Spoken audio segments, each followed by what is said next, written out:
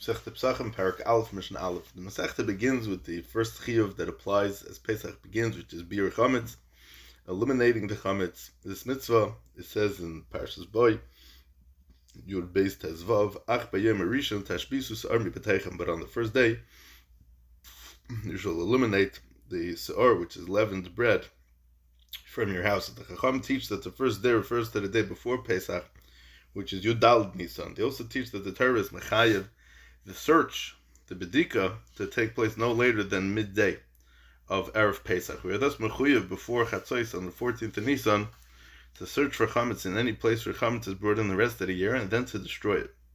Bedikas chametz and bir chametz is not the only way to fulfill the chiyuv of tashbisu, of bir chametz. An alternative method is to resolve in our minds that any chametz that's in our rishus has no use or value, making it null and void, as we say in the lashon of the Kol Chamira. The Chachamim that were goyzer that bittul is not enough, even though midday raisa bebittul ba'al masagi, the Gemara says in a few places, even a person who's mevatel as chametz must still do the bedika and beer. The Chacham were concerned that one might find an appealing piece of chametz on Pesach and consider eating it, thereby withdrawing the nullification, being mevatel the bittul. According to some, there's a chashash that he might actually eat it. So to prevent this, the Chachamim made a takana that you cannot rely on the bittul alone, but also must search for and destroy all the chametz in our rishos. On the other hand, the Chachamim also decreed that searching is not enough on its own with that bittul, because one who searches for chametz might not find it all. And if he comes across the missed chametz on Pesach and fails to destroy it immediately, he'd be over on Bal Yeroah and having chametz in his rishos on Pesach. However, if he had also been mevatel his chametz, no issur would be transgressed in the event that some chametz is found on Pesach, since it is already badul. So it comes out that the Chachamim require both methods, bedika and bittul. The chiyuv to search for chametz can be either min haTorah or midrabanan. In the case where one was mevatel his chametz, the chiyuv of bedikas chametz is only midrabanan. Where someone who was not mevatel his chametz, the chiyuv is deraisa. The first parak is going to deal with the halachas of how to do the bedikas chametz properly. So or la'arba also beikinas the chametz la'aranar. The Torah asks only chametz on Pesach. To avoid being over on this issur, we must search for and destroy all the chametz before Pesach. The Chachamim says specific rules how this search could be conducted. So on the night of the 14th of Nisan, it's interesting because we use the word or, which usually means light, and over here it means night. So what does that mean? So although the word or usually means light, here it means night. The Tana of the Mishnah avoided the usual word laila because he didn't want to start the Masechta with the word that implies darkness and absence. Instead, he uses the word or as a euphemism. The classic example of this style of speech is where a blind person is called a sagi nohar, one who has enough light. So that's why we use the lashon of or la'ava also breitkin es chametz la'araner. On the night of the 14th of Nisan, that's the night before Erev Pesach, which is the day before Pesach. Breitkin es chametz la'araner, we search for chametz by the light of a candle. They use a candle because that's the most effective way for searching chametz, and should have one wick, as the Gemara says, because if you use an avuka, it's too bright, and then the light flashes in your face, and then you can't see what's behind it. So if there's chametz in our possession, we will find it, and then we can remove it. The search must be carried out at night, because that's when people are home and available to do the bedika. Kol makam shemachnisim by chametz ein tzarich bedika. Any place into which chametz is not usually brought during the year, for example, a cellar where barrels of wine are stored, does not require searching. V'lama amr shtei shuros b'martev. If so, why did the Chachamim say that we must search for chametz between the barrels and 2 rows of the wine cellar? Now, where did the Chachamim say this? So the Chachamim, we don't have it in the Mishnah, but Rabbi Kiveger points this out and says that although it doesn't say beferish in the Mishnah, there were other Mishnayos that we had once upon a time and they got lost. It's kedai to see this Rabbi Kiveger inside, so we could see exactly the lashon of what he says.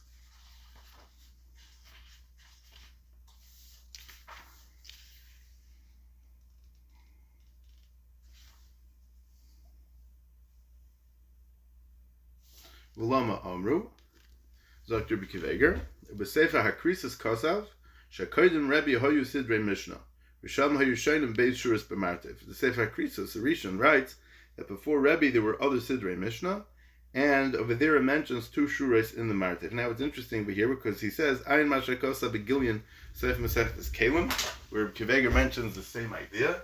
So we'll go through that Rabbi Kiveger quickly. Also, where Kvega discusses the same concept that the Gemara says in Baba Kama that Bimei Rebbe Nishnas Mishnah Zu. So Vaisis there were Mishnayos that existed at other times also. So over here, the Mishnah, the end of Perek Lamed, the final Mishnah Masechta Kelim says, Reb Yossi Ashrecha Kelim Shenechnasta Betuma V'Yitzasa Betara. Zogt Reb Kiveger after Reb Yossi Rabbi Shal Rebbe. Mikol Makom Hari Lahem Sidrei Mishnah Koden Rebbe V'Chein Kasa Taisus Baba Kama Tzadi Dalad and Rebbeis B'Mei Rebbe Shem Mishnayos Hayu Koden Rebbe Ela Shehu Sidram. There were Mishnayos that existed before Rebbe, just Rebbe was the one that was Masader it in order of Vayimashakasati Perek Aleph Mishnah Aleph Tzapsachim, which we just saw. Without Kolpanim, there's a Tosis that says that there were Mishnayos before Rebbe, and there was a Sefer Krisus that says there were Mishnayos before Rebbe, and it's so much so to the point of the reason why, one of the reasons brought down why we say the parak of Ezu Mekayim and Shal Zvachim every morning in Karbanos by Shacharis is because it mentions Koloim in the Mishnah. The Koloim were only used in the Mishkan, not in the Beis HaMikdash. So there were Mishnayos that existed. B'mei Rebbe, Mirz Hashem will devote a larger shir, more be'iyun to understand this. So V'lama Amru Shtei Shuris B'martev, why did the Chacham say that you must search for chametz between the barrels in 2 rows in the wine cellar? Magav Shemachnisim by chametz. The answer is that the Chachamim were speaking of a place into which chametz is sometimes brought, such as a cellar from which wine is taken to serve at a meal. Since this type of cellar is entered during the meal, the shamus, the person, the waiter that's going down there, he might be holding bread or eating bread, and he might leave it there, or he'll leave crumbs there. So Beishamay Oimrim, Machlekes Tanoim, how to understand Shtei Shuris B'martev. Beishamay Oimrim, Shtei Shuris Alpnei Kol HaMartev. We must search 2 layers of barrels that cover the entire surface of the stack of barrels in the cellar. That is the vertical layer, meaning from floor to ceiling that faces the entrance, and the horizontal layer, that's the back of the cellar to the front that faces the ceiling. We need to search only the 2 outer layers that are the highest, that is the 2 highest rows of barrels in the vertical layer that face the entrance, but not more than that. Mishnah Beis. Even after a place has been searched for chametz, a weasel or a small animal could drag the chametz there from a place that has not yet been searched. So to prevent this from happening, one would have to make sure that both places are searched at the same time. If 2 places are searched simultaneously at the same time, both would be completely free from chametz at the same time, and there'd be no chametz for an animal to take from one place to another. So, or within one house from a place that was not searched to a place that was already searched. For if we would have to be concerned for these possibilities, we'd also have to be concerned that an animal or a weasel may have dragged chametz from a courtyard that was not searched to a courtyard that was searched, and even a place you already searched for chametz, you'd have to check it again. So, Mishnah, ein ladavar saif, there'd be no end to the matter, because to completely eliminate the possibility of a weasel or another animal schlepping chametz to a place that had already been searched, we would have to search each place in every town at the same time. This is clearly impossible. So the Chacham therefore do not require us to be concerned for this possibility at all, even within one house or one courtyard. But obviously, if you see an animal going from one place to another with chametz in its mouth, or you know that he's headed towards the chametz, so then there's a lot more makom to be chayshiv because you're actually seeing him do that. It's not just a chashash, but there's something more real about it. Mishnah Gimel, Rabbi Yehuda says, Beitgin Ar Abba Asar. What time do we do b'dikas chametz? So Rabbi Yehuda says that you do b'dikas chametz on the night of the 14th of Nisan, u'bar Asar shachars, but if you miss that time, you must search in the morning of the 14th, u'b'shas habir. And if you miss that time, you must search during the time that we do bir chametz. That's the 6th hour of the day. If at the end of that hour, when chametz becomes asur midiraisa, he still hasn't searched yet, he should not search at all, because he might unthinkingly eat the chametz that he finds, which would be an isur deraisa. The Chachamim say, Lo badak or Abba Asar, but it can be out Yivdik B'Abba Asar. If one didn't search on the night of the 14th, he must search in the daytime of the 14th. Lo badak B'Abba Asar. If he didn't search in the daytime of the 14th, Yivdik B'Sei Chamoyed. He must search during Yantif. Lo badak B'Sei Chamoyed. If he didn't search during the Yantif, Yivdik L'Achar Hamoyed. He must search for the chametz even after the Yantif is over. The Chachamim requires searching even after the time the chametz becomes asur midiraisa, which is chatzos and erev Pesach. And they're not concerned that one might eat chametz that he finds, since the whole purpose in looking for it is to get rid of it.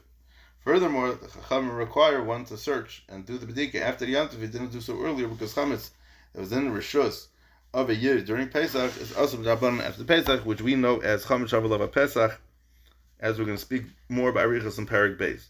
Masha Mashayer, whatever chametz one leaves over to eat after the search, you should put it in a private and secure place, that he would not lose any and have to search for it again. If one put chametz in an insecure place and somebody goes missing, we'd have to search his house again for fear that a small animal or child took it to another part of the house. However, if you put it in a secure place where it was not accessible to animals or children, and some goes missing, he can safely assume that an adult took it and ate it, and a new search is not necessary. Although the previous Mishnah we learned that we did not need to worry that an animal schlepped it from place to place, in our case where it's known that some chametz is missing, we have no choice but to consider that a possibility. Mishnah Daled. Reb Meir Omer Oichlon Kol Chomesh V'Sorfim T'chilas Sheish. Min HaTeirah, you may eat and have hana from chametz and erev Pesach until Chatzos, even which the ownership of chametz is after which even ownership of chametz is asur, and we must get rid of it. The Chacham set the deadline a little earlier. Reb Meir says, Oichlon Kol Chomesh, you may eat chametz the entire 5th hour. Chametz becomes asur midrabanan at the end of the 5th hour. For example, at 11 o'clock. 11 a.m. is used here only for purposes of illustration, to explain that if the day starts at 6, so then 5 hours later it's 11. V'sarfim t'chilas sheish, and we burn it at the beginning of the 6th hour, which would be, meaning you could eat through the entire 5th hour, and then at the beginning of the 6th hour you have to burn it. Although chametz is mutter and ater until chatzos, the Chacham were concerned that people might miscalculate the time by 1 hour, and they therefore made the deadline an hour earlier. In the times of the Mishnah, people estimated the time of the day by the position of the sun in the sky, which often led to mistakes. The Chachamim answered chametz an hour earlier than the Chiyuv Deraisa, said if someone made a miscalculation by 1 hour, he wouldn't be over the Chiyuv Deraisa.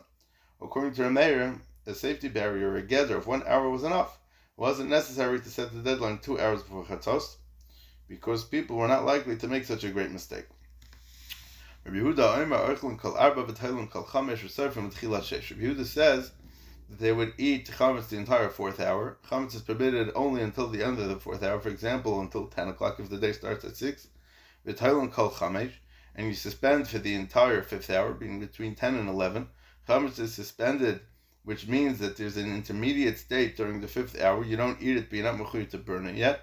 The Sarfim T'chilas Sheish, we burn it at the beginning of the 6th hour, which according to the time zones that we're talking about would be at 11 o'clock.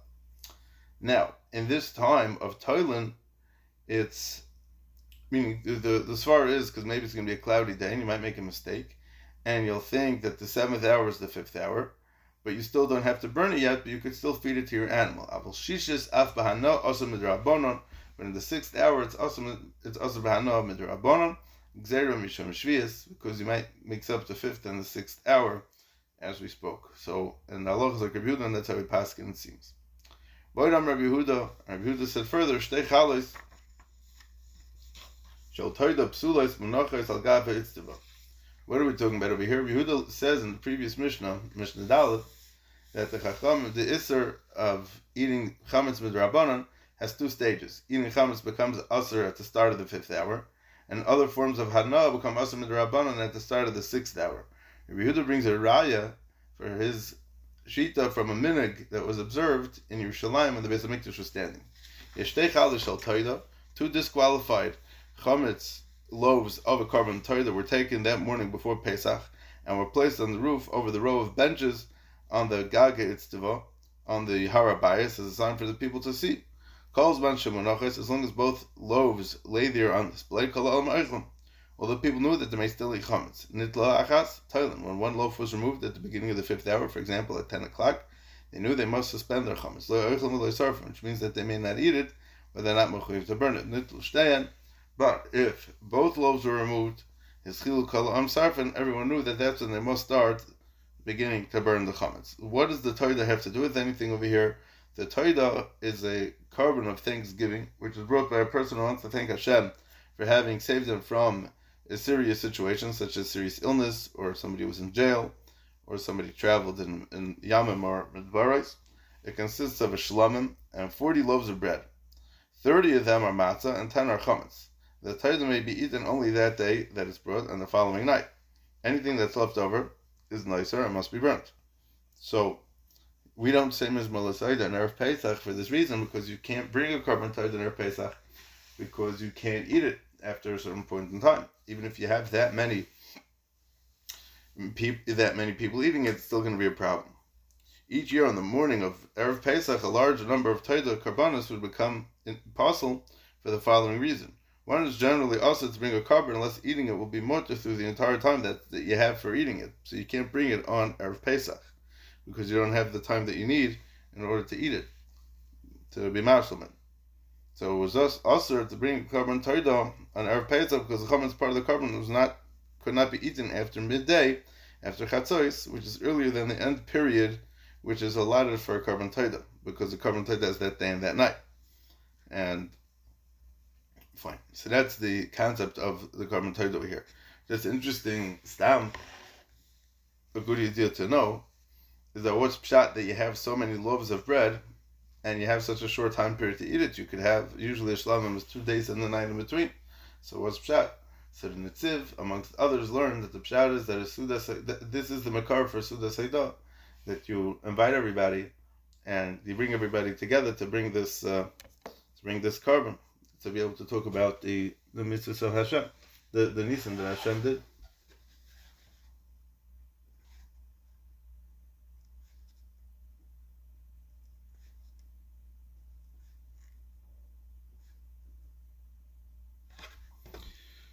Okay, now in the next Mishnah is let's finish the Mishnah. We'll get to the next. Gamliel says chulin nachalin kol arba. Ordinary non-kaddish chametz may be eaten the entire 4th hour and not later. Truma kol chametz. However, chametz that's truma may be eaten the entire 5th hour because truma may not be destroyed unless absolutely necessary. You must start burning all truma or not, all chametz, whether truma or not, at the beginning of the 6th hour.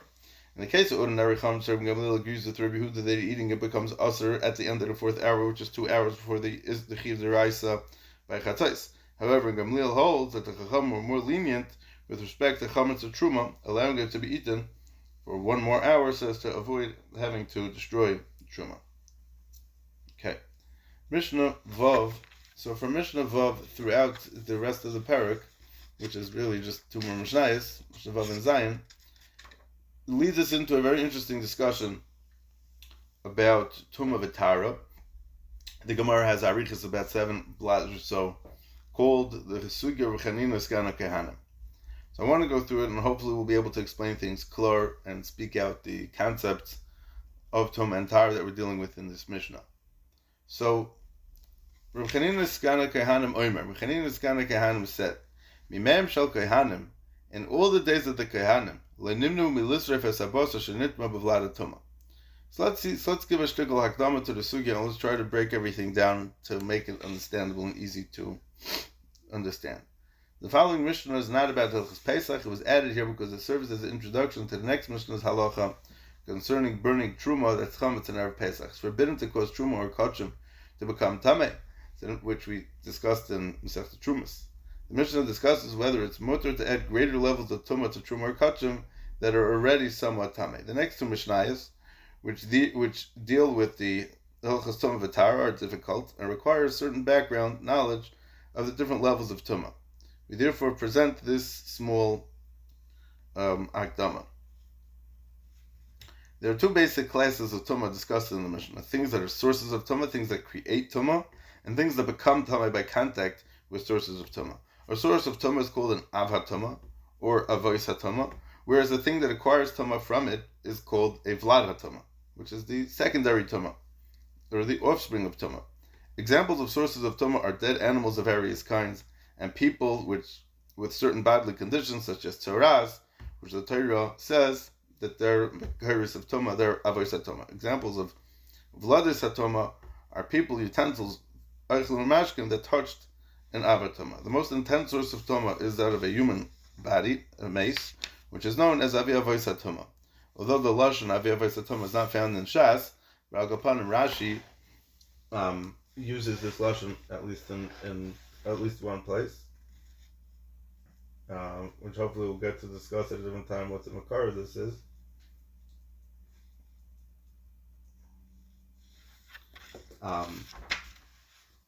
So that's called an avi avois hatoma. Now, It's given this name because it makes most kelim and people that come in contact with it an avatuma, even though they're not actually an avatuma themselves. Now, there are different levels of vladas atuma. An item that received its tuma directly from an avatuma is a rishon, which is the first degree of tuma. That can give over tuma to foods, oichlin and mashkim, but not to people or kelim. The food or liquid that became tame from a rishon is known as a sheni. With regard to chulin, there's no tuma after the sheni level. Truma, however, can become a shlishi, and kachim can even become a revi. Kachim that become tame may not be burned in the mizbeach. It's a deraisa to destroy them by fire, not on the mizbeach. Okay. So it's interesting that he's the skana kehanim. He was the deputy to the kohen gadol, serving in the kohen gadol's place when he was unavailable, and he was also in charge of all the other kehanim. So Chanina skana kehanim said that mimayim shal kehanim, in all the days of the kehanim, le'nimnu milisref es habasar shenitma bevlad atoma and mabasar shenitma be'avatoma. They didn't refrain from burning meat of a carbon that had become tameh by touching a secondary source of tuma, by making it a shlishi. I mean, if you have basar that became a shlishi, they had no problem burning it together with meat that became tameh by touching an avatama being a rishon.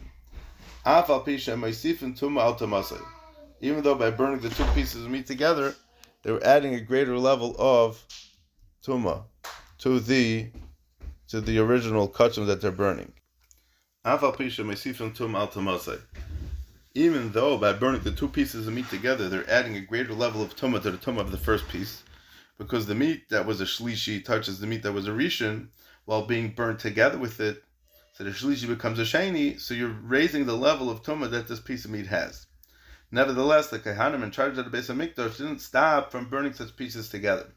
We see from this that although it's also to cause tumah to kachim, once something is tameh, we're allowed to bring it to a higher level of tumah, because we're not making it not tameh anymore, since it's no longer going to be eaten in any case, but it's being burnt in any case. So then we're allowed to make it. If we add a little more tumah to it, so then it's not going to be, the Kehanim in the Beis HaMikdash did not have a problem with this, so we could do this. Fine. The question is, what's the heter and how you let it do this? The Gemara goes through all kinds of questions coming to be miyashiv this thing. Ha'isif Rabbi Kiva v'Omar. Rabbi Kiva took it a step further and said, Mimem shal kehanim, in all the days of kehanim, lenimnu u'melahadlik as Hashem and shenifsa b'tvul yoim, b'ner shenitma b'tmei meis. They did not refrain from burning oil of truma that became posel or became tameh by coming into contact with a tvul yoim. A tvul yoim is a person with a sheni level of tumah, who therefore made the oil he touched the shlishi. The context of tumah, posel, refers to something that becomes tameh at so low a level that it cannot make anything else of its kind tameh. For example, truma that's a sheni is called tameh, since it can still make other truma a shlishi. However, truma that became a shlishi is called posel because it can't make any other truma to become tameh. So a tvul yoim is a person who's tameh. A person who's tameh must go to the mikveh to become tahor. Even then, he doesn't become completely tahor until nightfall of the day on which he immersed himself. Between that time, he immerses, he's tovel, and nighttime, he's called a tvul yoim. Someone who immersed, someone who's tovel that day. A tvul yoim may not eat truma or kachim until the nightfall following his tefillah. If he touches them, they become tameh. A tvul yoim is a level of sheni b'tumah, and truma or kachim that come in contact with him become a shlishi.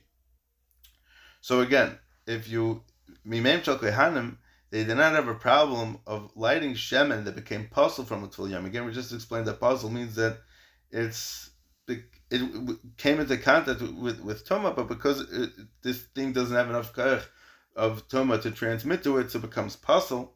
With a metal lamp that became tameh from something that had become tameh from a mace, making the lamp an avatuma.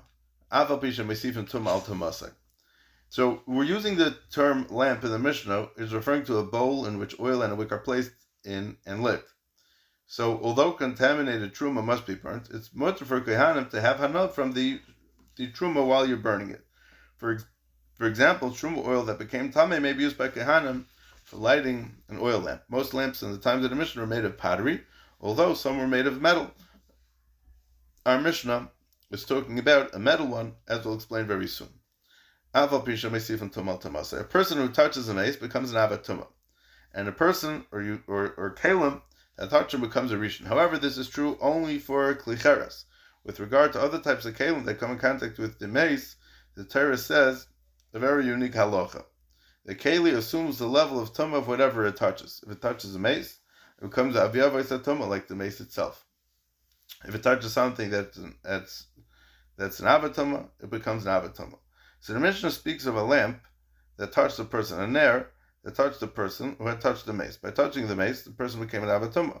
The lamp that touched this person, okay, this is the din of matches, the din of metal. Because the Gemara darshans the pasuk cherav harehu kechalal. The sword that kills, it has the same status as the chalal. The chalal is the mace, so the cherav harehu kechalal. So the Mishnah said that anything metal assumes the level of tumah that it comes into contact with, and not anything lower. So if it touches an avatuma, it becomes an avatuma. Normally it would become a rishon, but by metal, it becomes an avatuma. The lamp that touched this person, therefore, also became an avatuma, since we're dealing with a metal lamp, not an earthenware keli. By pouring the oil into it, we're making the oil, which until now had been a shlishi, into a rishon, since it is now in contact with an avatuma.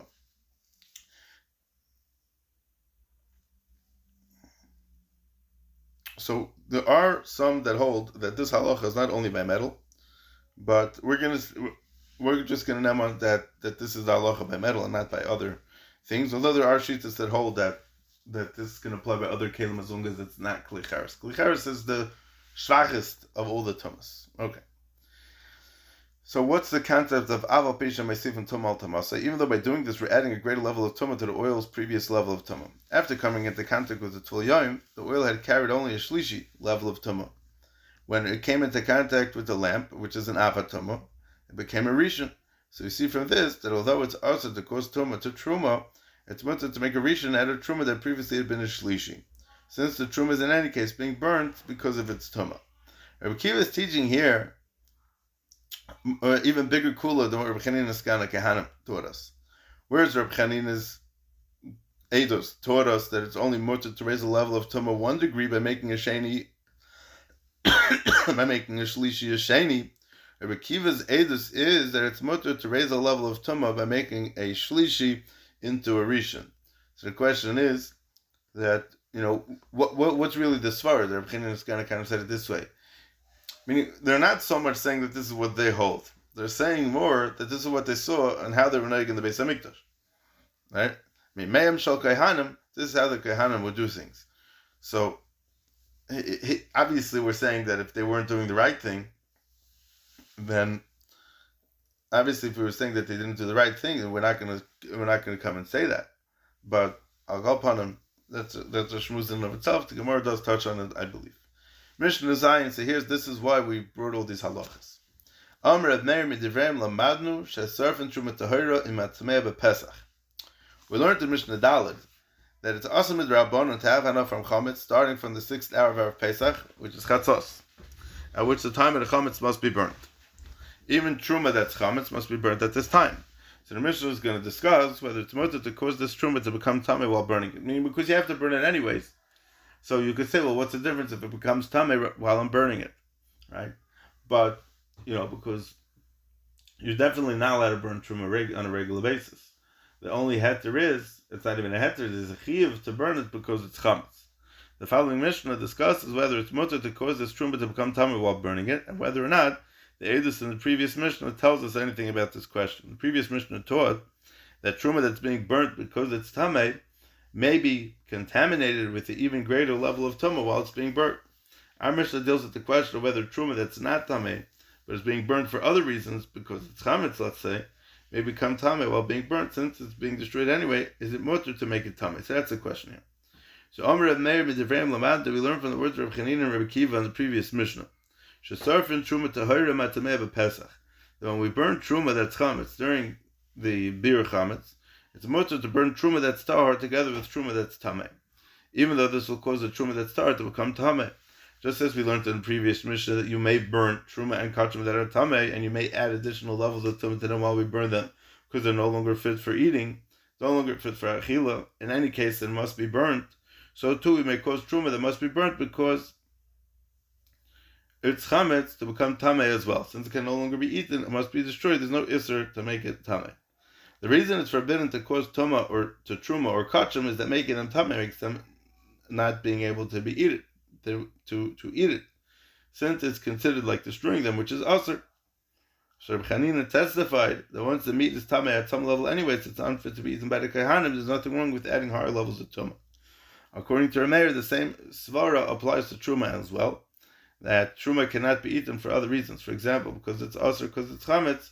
Since it's asur in any case, there's no objection to making it tameh as well. Although the issa to eat chametz after chatzos, or the hour before chatzos, is only midrabanan, while making it tameh is asur even midiraisa, it doesn't matter. Since practically speaking, the truma can no longer be eaten, it must be destroyed along with the other chametz. Making it tameh while burning it does not cause any loss of function to the truma, and it's therefore not asur to make it tameh. Rabbi Yosi said to Rameir, Eni Hamida. The case of truma that's chametz during the 6th hour of Erev Pesach cannot be compared to the case of truma that's tameh in the previous Mishnah. The meat in the case of Rabbi Chanina's Kahana was talking about, as well as the oil in Rabbi Kiva's Mimeim Shel Kahanim, were tameh midiraisa, and were therefore had to be burnt midiraisa. For this reason, one is not doing anything significant by adding another level of tumah to them. On the other hand, the issur against eating chametz during the 6th hour of Erev Pesach is only asur midirabanan, and causing the truma to become tameh makes it a problem midiraisa, and adds it to be eaten midiraisa, so it's considered a greater loss of function, and is therefore asur.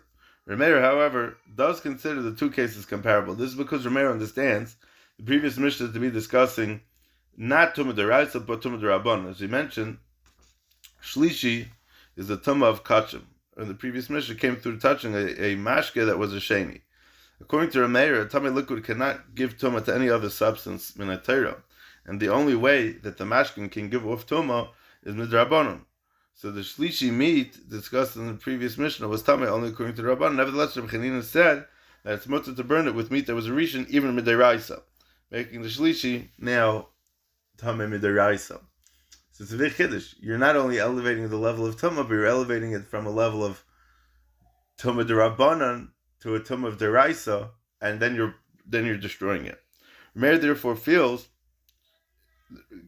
justified in concluding that just as a shlishi that's only midrabanan tameh can be made tameh midiraisa while it's being burnt, so too truma that's chametz, which is also midrabanan to be eaten during the 6th hour of Erev Pesach, may be burned together with chametz that's tameh midiraisa, even though that will make the other truma being burnt with it tameh midiraisa. B'kitzer, Rabbi Yosi considers tumah conveyed by mashkin to be also midiraisa. Therefore, we see from the practices of the kohanim only that truma that's already tameh midiraisa may be brought to a greater degree of tumah. Rameir considers the tumah conveyed by beverages to be only midrabanan. Therefore, according to him, we see from the practices of the kohanim that even tameh truma midrabanan can be brought to a level of tumah deraisa. Even Rabbi Yosi agrees that during the 7th hour of Erev Pesach, which is after chatzos, when chametz is also min ha-Torah, you may burn truma that's tar together with truma that is tameh. Rabbi Yosi, who holds that truma is only also midrabanan, cannot be burned together with things that make it tameh deraisa. So now he's going to defend himself against another taina that we're going to see. There's machlekes between Rabbi Lezer and Rabbi Yeshua regarding a different case of burning two types of truma that are chametz together in Erev Pesach. Rabbi Yosi is a Talmud of Rabbi Kiva, who was a Talmud of Rabbi Lezer and Rabbi Yeshua. Umoidim Rabbi Lezer and Rabbi Yeshua, or both Rabbi Lezer and Rabbi Yeshua, who disagreed concerning burning truma that's chametz in Erev Pesach, would agree shesarfen zula atzma bezula atzma, that when we burn truma that's chametz during the 6th hour of Erev Pesach, you must burn truma that's tameh by itself and truma that's tar by itself, so as not to cause the tar or truma to become tameh. So the Umoidim Rabbi Lezer and Rabbi Yeshua that you can't burn the two trumas together. Alman nechluku. What do they argue about? Alatluya v'alatmeya. They disagreed with burning truma that's questionable, whether it's tameh or tahor, together with truma that's definitely tameh during the 6th hour on Erev Pesach. Rabbi Lezer oimer. In that case, Rabbi Lezer says tisar v'zula atzma v'zula atzma. Each one must be burned separately so as to avoid the possibility of causing tumah to the truma that might be tahor.